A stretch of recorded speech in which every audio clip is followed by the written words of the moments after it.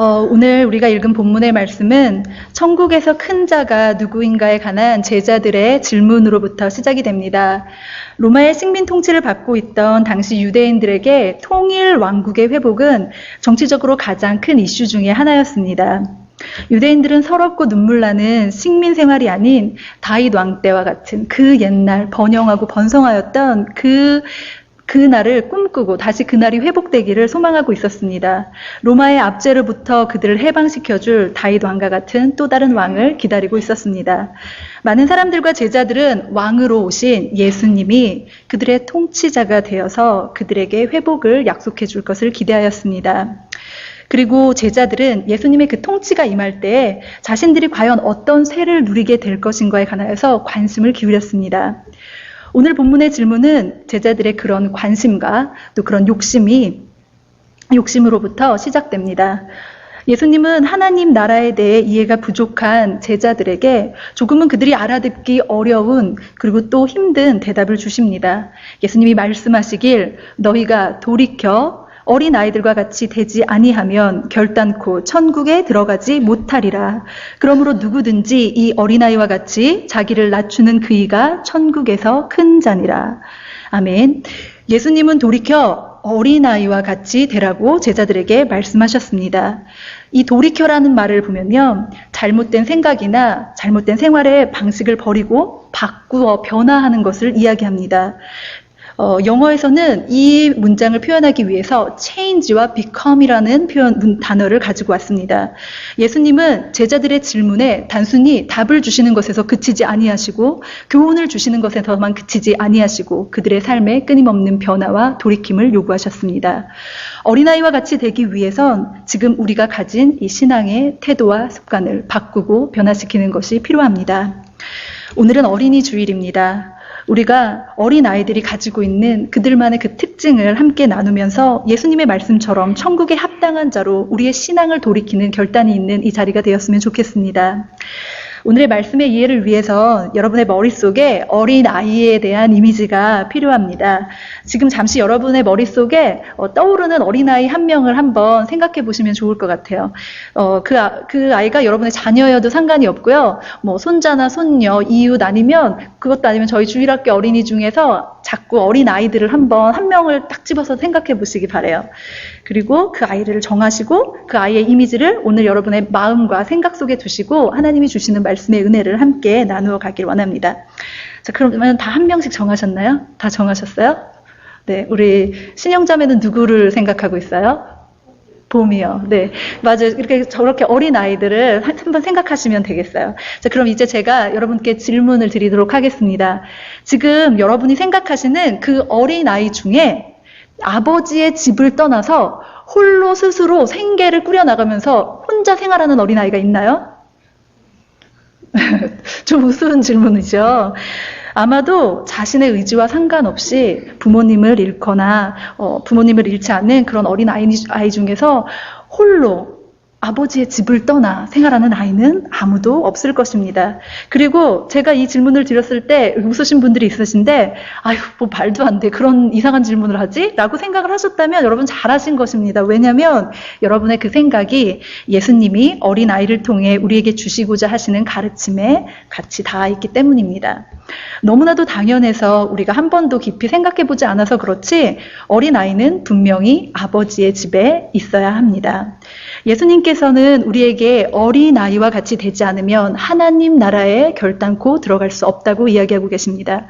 이것을 다시 말하면 하나님의 자녀인 우리가, 특별히 어린아이와 같은 우리가 하나님 아버지 집에 아버지에게 의존하며 아버지와 함께 거하지 않으면 우리에게 하나님 나라의 은혜가 결단코 이루어질 수 없다는 것을 말씀하고 계시는 것입니다.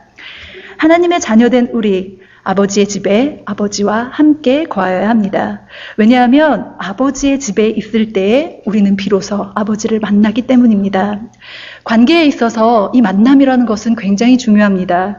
친구나 혹은 형제, 자매, 부모님과 자주 시간을 보내고 만나고 대화를 나누지 않으면서 건강하고 좋은 관계를 맺기는 어렵고 힘이 듭니다. 이것은 우리 하나님 아버지와도 마찬가지입니다. 하나님 아버지를 내가 만나러 나올 때에만 하나님 아버지와의 사랑의 관계가 시작됩니다. 그리고 그 기회가 주어집니다. 때때로 우리는 아버지의 집으로 대표되는 이 교회에서 하나님을 만나기가 어렵다고 생각하기도 합니다. 교회 안에는 있지만 아버지의 존재에 대한 의문과 그리고 아버지에 대해서 아무것도 느낄 수 없다고 생각할 때도 있습니다. 그리고 또 어떤 분들은 하나님을 만나는 것은 꼭 교회가 아니어도 상관이 없다고 생각하실 수도 있습니다.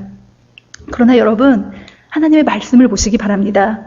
예수님의 어린 시절 예수님은 그 육신의 부모인 마리아와 요셉과 함께 예루살렘을 방문합니다. 절기를 지키기 위함이었는데 그곳에 올라갔다가 이 가족은, 이 부모님은 어린 예수님을 잃어버리는 사건을 만나게 됩니다. 놀라서 아이를 찾아서 막 헤매었는데요. 사흘 후에 이 두 부모가 아이를 찾은 곳은, 어린 예수님을 찾은 곳은 여러분이 아시는 대로 성전이었습니다. 너무 놀라는 부모님들과는 다르게 예수님은 오히려 태연하게 반문합니다. 내가 내 아버지의 집에 있어야 될 줄을 알지 못하셨나이까? 어린 예수님에게 있어 하나님 아버지의 집은 당연히 그가 머물러야 되는 장소였습니다. 하나님의 자녀된 우리가 마땅히 거할 곳은 바로 하나님의 집, 하나님의 전입니다.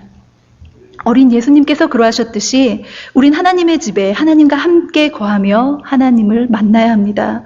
비록 아버지의 집에서 사랑과 감사와 은혜와 기쁨뿐만이 아니라 때로는 어려움도, 아픔도, 눈물도 경험하게 됩니다. 그러나 여러분, 한번 생각을 해보시길 바랍니다. 어린 보민의 가정이 있어요. 저희 교회에 이제 3살 됐나요? 네, 3살 남짓한 우리 아기 가정이 있는데요. 그 가정을 한번 생각해 보시기 바라요. 만약에 보미가 엄마 아빠와 함께 그 집에서 거하면서 보미는 분명히 사랑을 경험할 것입니다. 엄마 아빠와 함께 거하면서 행복과 즐거움과 기쁨과 만족을 느끼고 배울 것입니다. 그러나 보미는 그 거하는 자신의 집에서 그것만이 아닌 다른 것들도 함께 경험하며 날마다 자라갑니다. 원하는 것을 바로 얻지 못할 때 오는 좌절을 느낄 것입니다. 그렇죠? 부모님의 훈육을 통해서 때로는 눈물을 흘리기도 할 것입니다. 슬픔도 경험할 것입니다. 그렇지만 더 중요한 것은 많은 시간 아이는 마치 자기가 아무것도 느끼지 못하고 아무것도 경험하지 못하는 것 같은 상태를, 그런 시간을 보내기도 합니다. 부모와 함께 있지만 자신이 홀로인 것 같은 외로움을 경험하기도 합니다. 하나님의 어린 자녀, 우리들도 마찬가지입니다.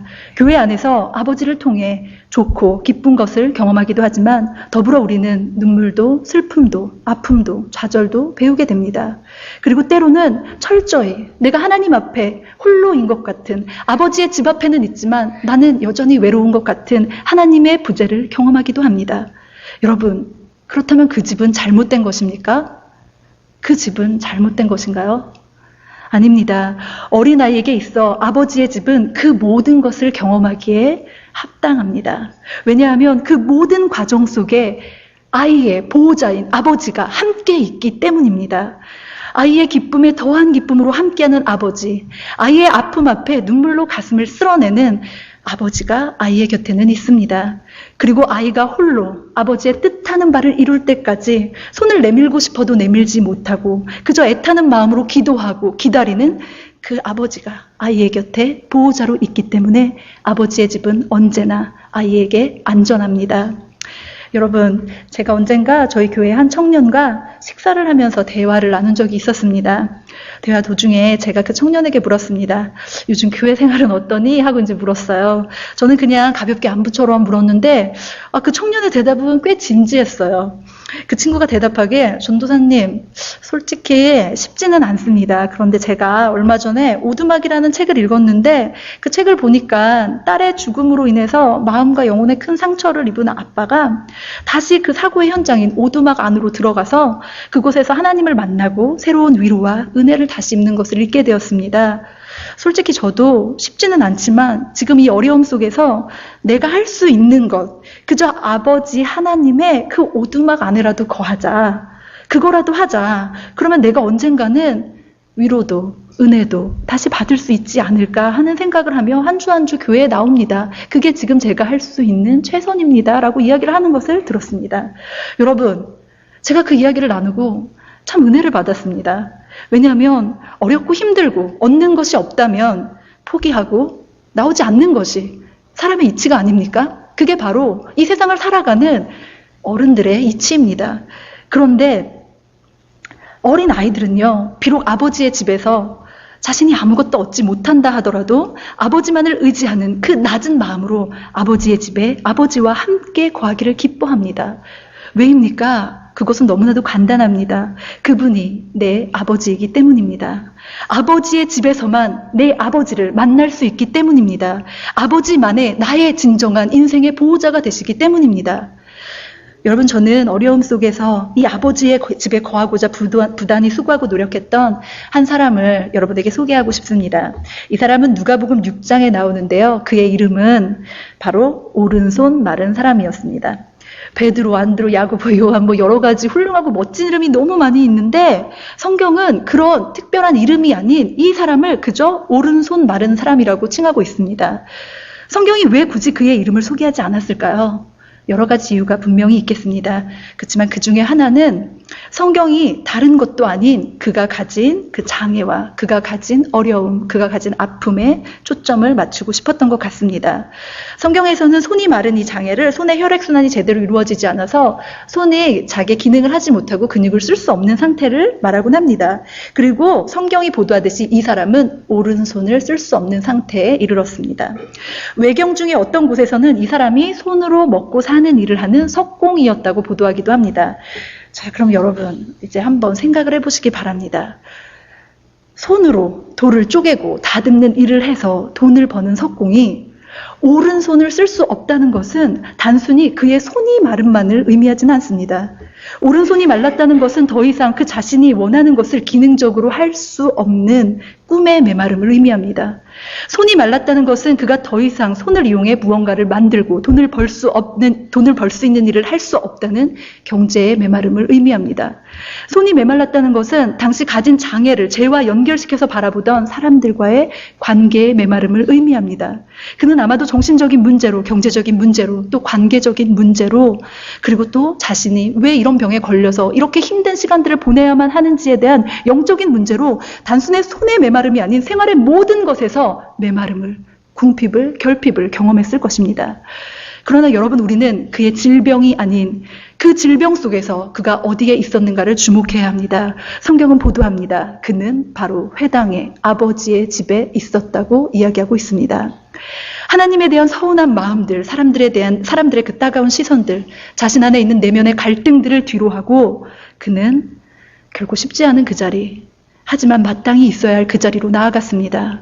바로 아버지의 집에 늘 거하였습니다. 그리고 그는 마침내 하나님 아버지를 만나게 됩니다. 안식일에 회당에 들어간 예수님은 그를 발견하셨습니다. 그리고 수많은 사람들 중에서 그의 메마름의 아픔을 보셨습니다. 예수님께서는 그를 지목하셨고 일으켜 세우셨고 고치셨습니다. 안식일에 일하는 것이 금기된 유대인들의 불꽃 같은 논쟁을 뒤로하고 예수님은 그를 만나주셨습니다. 여러분, 만약 오른손 마른 사람이 그날 아버지의 집에 있지 않았다면 그는 그날 아버지를 만나지 못했을 것입니다. 저는 그가 교회 안에 있었기 때문에 그처럼 놀라운 기적의 주인공이 되었다고 여러분에게 이야기하고 싶지 않습니다. 손이 펴진 기적보다 더 중요한 것, 그것은 아버지의 집에서 그가 아버지를 만났다는 사실입니다. 아버지를 만난 그 순간 그의 오랜 질병은, 또 메마름은, 방황은, 질문은 끝이 나게 됩니다. 여러분, 이 성전 안에, 여러분의 작은 교회인 속회 안에, 그리고 매일매일의 예배가 이루어지는 여러분의 또 다른 작은 교회 가정 안에 힘껏 머무십시오.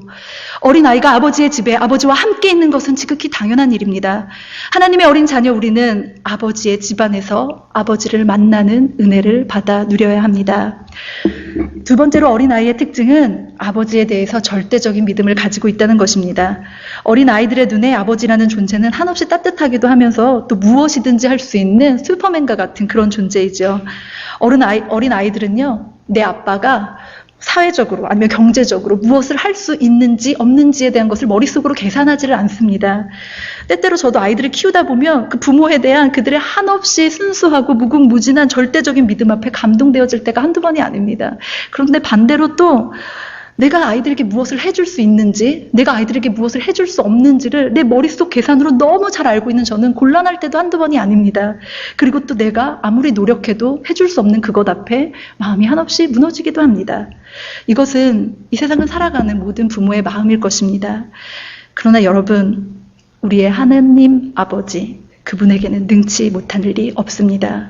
이 세상을 창조하시고 만물을 다스리시는 하늘 아버지는 우리에게 늘 좋은 것을 주시고자 원하시며 원하시는 그 모든 것을 우리에게 주실 수 있는 충분한 능력이 있는 분이십니다.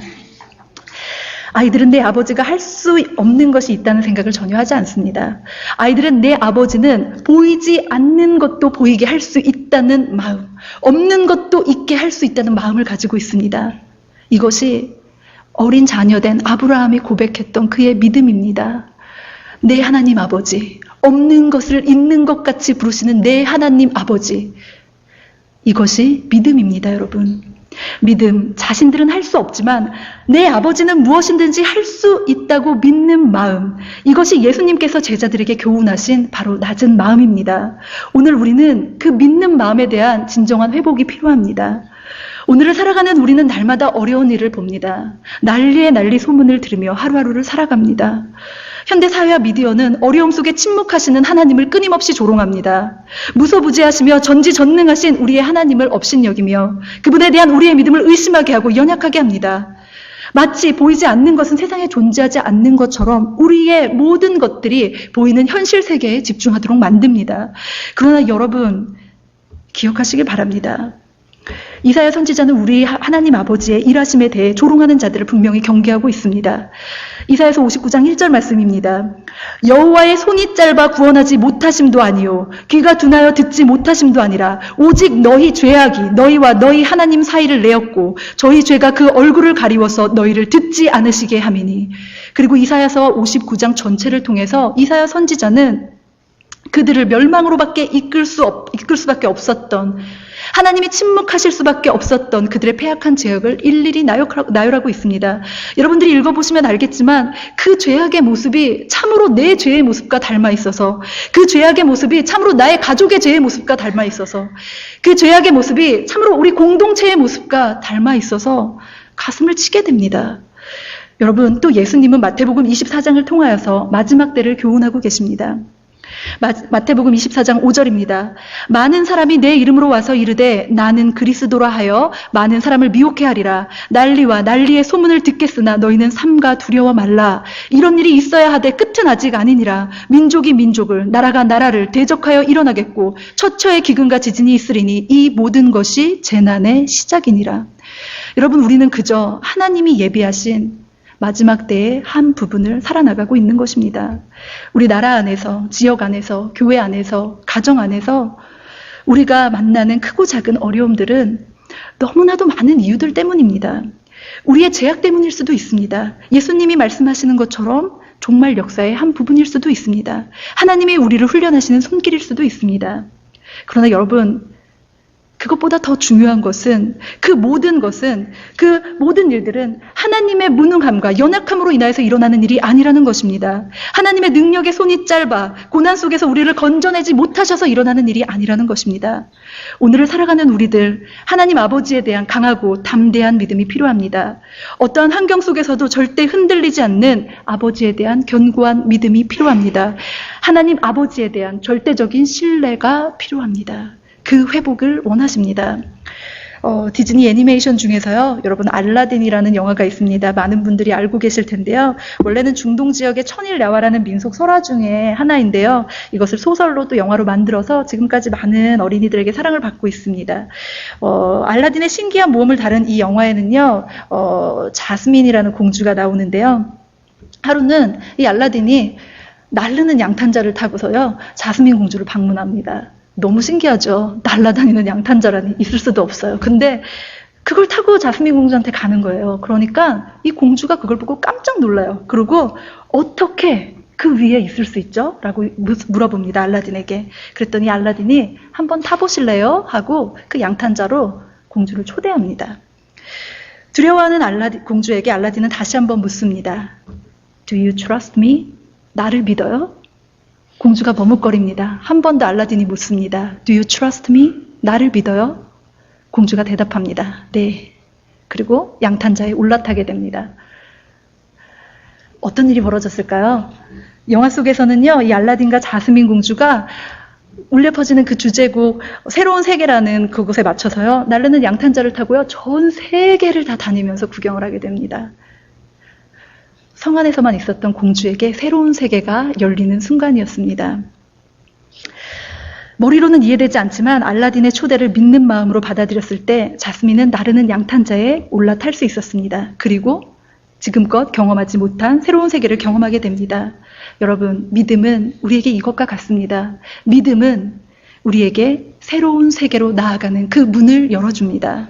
노아는 이 믿는 마음 때문에 방주를 지었습니다. 그리고 구원의 은혜를 입었습니다.